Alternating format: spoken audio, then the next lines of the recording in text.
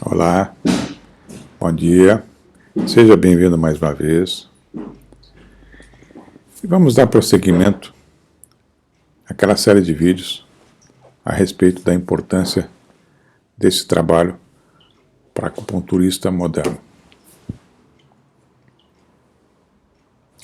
E me permita falar aqui sobre a importância cada vez maior do acupunturista conhecer com profundidade sobre o psiquismo do ser humano. Cada vez mais, veja que o século XXI é considerado o século dos problemas mentais. Cada vez mais nós recebemos nos nossos consultórios os pacientes com estresse absurdos. Você começa a conversar com ele, existem mágoas, existem decepções, existem traumas que, obviamente, vão somatizando os problemas. E aí, o que você faz para lidar com esse universo de informações psíquicas que o paciente traz cada vez mais para você? Apenas raciocinando em termos de 5 elementos. Veja que no universo de informação é assim mesmo. Você começa pelo ABC e vai ampliando. Você começa por 2 mais 2, 4 mais 4, depois é regra de 3, a equação do primeiro grau, a equação do segundo grau e vai embora. Cada vez mais você quer saber mais informações. E se você ficar buscando apenas informações dentro da filosofia chinesa, que recurso você vai ter para conhecer o psiquismo humano? Veja bem, nós somos ocidentais. Nós nunca vamos raciocinar como chineses. A cultura da medicina chinesa, sabidamente, provém do I Ching. Toda a cultura chinesa vem do I Ching, que originou a escola do Yin Yang, depois veio a escola dos 5 elementos, e a escola dos 5 elementos é que produziu todo aquele raciocínio de que quando a pessoa está com medo, passando por muito medo, ela vai estar somatizando problemas de rim, problemas auditivos, problemas geniturinários. Quando a pessoa está com raiva, ela vai somatizar, se não resolver esse problema de raiva, ela vai somatizar problemas de fígado, musculares e visuais. Quando ela está com tristezas, ela vai somatizar problemas de pulmão, de pele, de intestino, e por aí vai. Mas só que acelerou-se os problemas sociais. Cada vez mais a gente vê os pacientes em crise e a gente, às vezes, sem saber o que fazer para ajudá-lo com mais conhecimento de psicologia. Pois bem, está aqui. Psicologia Zonde e acupuntura no século XXI. Tá? Psicologia Zonde e acupuntura no século XXI. Aí você fala, poxa, o Raul está querendo me forçar a ler esse trabalho? Não. Estou querendo ajudar. Só isso. Ajudar você a compreender melhor o psiquismo. Então vai ser uma tarefa muito simples. Estudar o trabalho do Dr. Zonde não é a mesma coisa que você estudar os 5 elementos, uma coisa tão lógica, tão simples de ser aprendido, que em meia hora de bate-papo você fala, nossa, que coisa curiosa, interessante. A simplicidade da medicina chinesa é fantástica. Mas o que a gente fala, bom, se você tiver mais recursos de compreensão do comportamento humano, você vai estar mais próximo para ajudá-lo.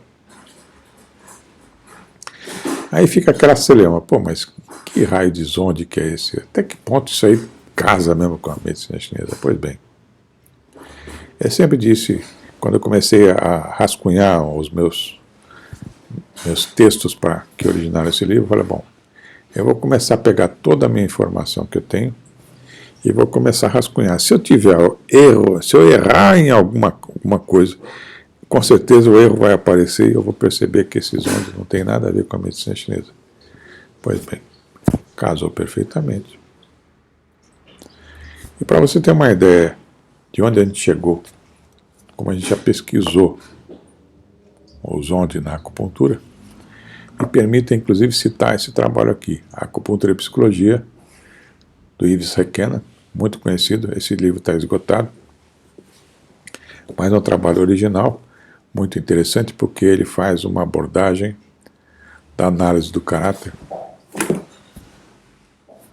com os meridianos da acupuntura.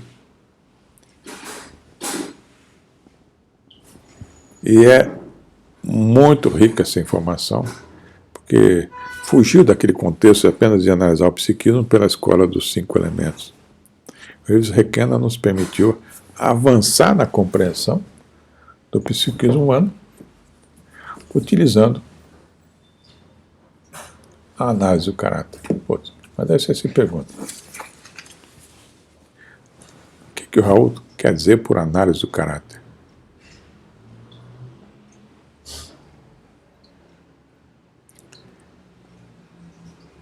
Bem, dentro do estudo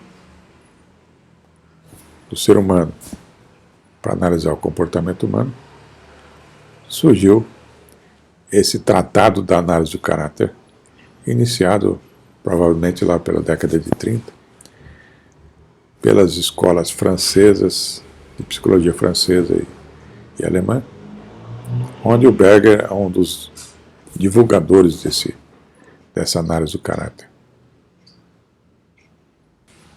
O caráter, para você compreender melhor a definição do termo, é uma espécie de esqueleto mental. É a raiz, segundo a definição, que explica sobre a origem da personalidade. Porque todos nós, em si, temos emoções, temos ações, sentimentos, que são características que moldam o nosso comportamento e que podem ser determinados, divididos em 8 tipos. Feito aqui, de maneira simples, e que casa aqui e aqui. Deixa eu mostrar para você rapidinho. Então me permita fazer uma análise bem rápida desses 8 tipos de caráter. Dizem que o bebê é um amorfo, a criança é um sanguíneo, o adolescente é um sentimental ou um nervoso, o adulto um colérico ou um apaixonado, ou fleumático também, e o velho um apático. Com relação a amorfo, compreenda aquela pessoa que lhe falta emotividade, que são pessoas que podem ser facilmente influenciadas, são também muito tranquilas. O sanguíneo é um extrovertido, otimista, busca a vida social, cortês, ingênuo, tolerante, liberal, ama a vida, vive em estreito contato com a realidade, por vezes é egoísta, materialista. O sanguíneo normalmente é o temperamento de uma criança, tá?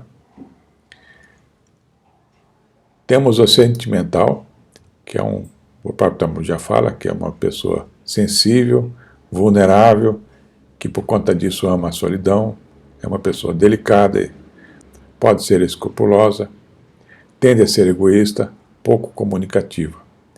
O nervoso, facilmente influenciado pelo movimento, impulsivo, versátil, constante, enquanto lhe interessa, incoerente, com vida irregular, falta de disciplina, pouco pontual, não cumpre o que diz, necessita de emoções novas e busca ser admirado. Note que o sentimental e o nervoso são típicos da fase de adolescência.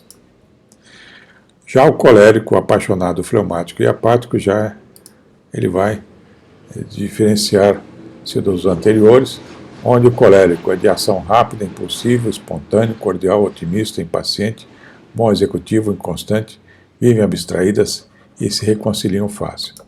O apaixonado são homens de ação mais constantes que os coléricos, ambiciosos, vontade forte, reflexivos, prudentes, bons dirigentes.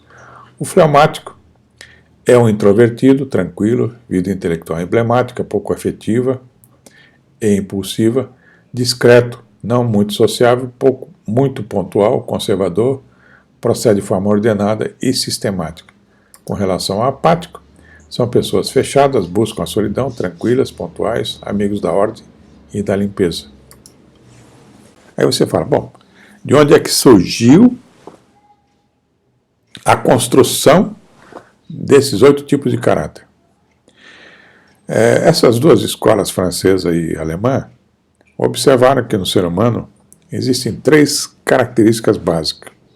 A questão da emotividade, a questão da atividade, se ele é emotivo ou não, se ele é ativo ou não, e tem um terceiro fator, que é a ressonância, em que ele pondera, um fator onde ele pondera tanto a emotividade e a atividade, que eu vou explicar rapidamente aqui para você entender. Como se sabe, emocionar-se significa perturbar-se. E todo homem se emociona de uma maneira ou de outra. Alguns são extremamente emotivos, outros muito pouco emotivos ou têm uma emoção muito tênue, né? Então, alguns são extremamente emotivos, que é aquele que se comove fortemente acima da média. E o não emotivo é aquele que é difícil de se comover ou se emociona de maneira tênue. Com relação à atividade, existe o mesmo princípio. O ativo, por definição, é aquele que age por iniciativa própria. A gente diz que uma pessoa é ativa quando esse impulso de agir parte dele mesmo. Não é aquele que fala, faça isso. Ele toma ação, ele toma a frente. Esse é o ativo. Tem uma ideia, ele toma a frente do negócio. Ele vai atrás. Então isso parte dele. São pessoas extremamente dinâmicas. Inclusive são os esportistas, eles se recompõem facilmente. Já o não ativo, ele tem uma letargia. Ele não age se não for pela vontade do outro. Então ele age contra a vontade. Ele quer ficar parado, tranquilo, deitado, sentado, não fazendo nada. E resmunga quando você pede para ele fazer alguma coisa. Com relação à ressonância, é a repercussão das impressões de emotividade e atividade. Como que essa emotividade e atividade estão ressonando lá dentro da pessoa.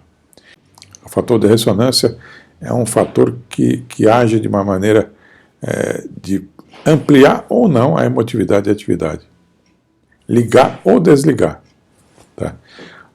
Na primária ele liga, na secundária ele desliga, porque nessa ressonância secundária, as impressões ele leva em ponderação, a questão da emotividade e da atividade, vão ser ponderadas pela questão do presente, do passado e do futuro. Obviamente que a gente tem que considerar que existem influências diversas, como o poder da pessoa, que a pessoa tem de expandir seus aprendizados, o poder de reflexão analítica, ampliando a inteligência da pessoa, a capacidade do indivíduo ver o mundo pelo ponto de vista das outras pessoas e aí vai afora. Mas, em termos de análise do caráter, aqueles 3 foram os fundamentais para criar aqueles 8 tipos. Então veja aqui, uma outra forma de você raciocinar, em termos de emotividade, atividade e ressonância, é pensar que a emotividade tem uma reação límbica, ela é de ação rápida. A atividade, ela age mais a nível de reação muscular. Alguns dizem que tem ligação com os hormônios da tireoide, hipo e hipertireoidismo, faz você entender melhor sobre essa questão da atividade. E a ressonância é uma reação do sistema nervoso central, onde a gente vê aí, é como se esses 3 fatores, em termos de yin yang, a emotividade é uma reação mais yang, a ressonância é uma reação mais yin. E aí a gente joga isso num trigrama. E quando se fala em trigrama, você tem que pensar que o traço superficial representa a superfície e o yang, e o traço inferior, a profundidade e o yin. Bem, então, se você pegar, classificar o traço superior do trigrama como a parte questão emotiva, ou o traço do meio como atividade, e o traço inferior como o fator de ressonância, você tem como casar, fazer uma análise dos trigramas, diferenciando essas diferentes possibilidades da emotividade, atividade e ressonância estarem atuando entre si, gerando aqueles tipos de caráter que a gente comentou com vocês. E aí quando você pega os trigramas, os 8 trigramas aí, com essa análise do caráter, você além de poder analisar a ação dos vasos maravilhosos e dos meridianos agindo nos trigramas, você tem as pulsões do zonde, que eu deixei bem claro, que aqui é paranoia, mania, sadismo, epilepsia, catatonia, depressão, hermafroditismo e histeria. Você tem as pulsões do zonde interagindo com esses trigramas, inclusive com a astrologia chinesa, inclusive com esses meridianos e vasos maravilhosos também. Você tem aí esses 8 tipos de caráter que permitem a gente entender muito melhor as pulsões do zonde, inclusive. Então, a título de encerrar rapidamente, você tem aí como associar os 8 tipos de caráter com as pulsões do zonde. Por exemplo, o trigrama do céu e da terra, que sabidamente está ligado com a paranoia e a catatonia. Em termos de sadismo e hermafroditismo, está ligado ao trigrama do fogo e da água, que nós sabemos que é o nervoso e o fleumático. Aqui a gente sabe que o nervoso, inclusive, é o sangue quente, e o fleumático é o sangue frio. Em termos de trigrama, lago e montanha, nós temos a mania interligada com o comportamento sanguíneo e a depressão com o sentimental. Em termos de trigrama, trovão e vento, nós temos a epilepsia ligada ao comportamento amorfo e a histeria ligada ao comportamento apaixonado. Então, desta forma, associando os 8 tipos de caráter com as pulsões do zonde, mais a filosofia dos trigramas e os recursos dos vasos maravilhosos e meridianos para gerar o equilíbrio, veja quanto você consegue ampliar seus recursos terapêuticos. Um forte abraço, até a próxima.